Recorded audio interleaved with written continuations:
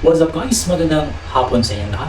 Muli tayo nagbabalik dito sa ating pagbablog.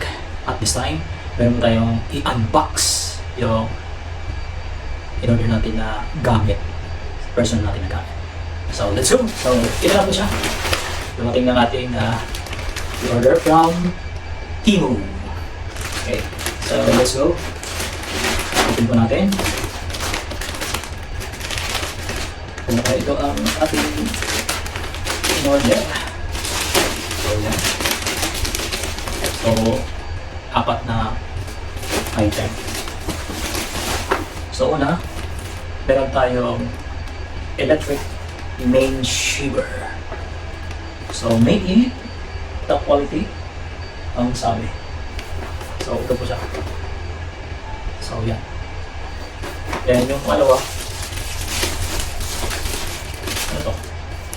Ewan. Ito. Meron po sa pangalawa na ito. Ito ang pangalan. Yes.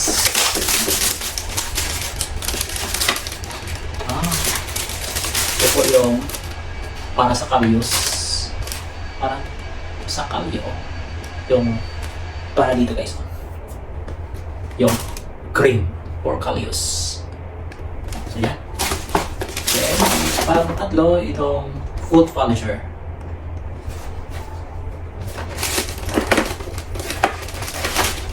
Effect po din. Ito po siya.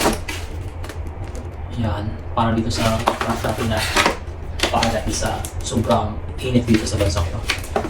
So yan. Foot polisher. Make your feet smooth and delicate. Sabi. Try ko natin yan mamaya. Hey. Ano? Oops. Ayan. Ano pala pala? Then yung pang-apat, itong natawag na nose hair trimmer dito sa ilong natin. So yun lang po guys.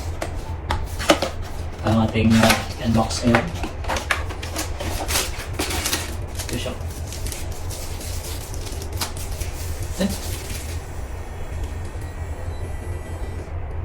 Yun, parang pen isa ka pen.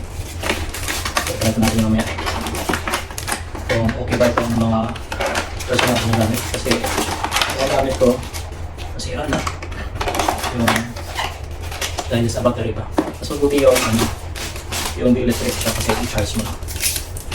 So ayun, yan lang po ang ating binunbox itong mga gamit na to. So thank you for watching. Have a great day. Bye.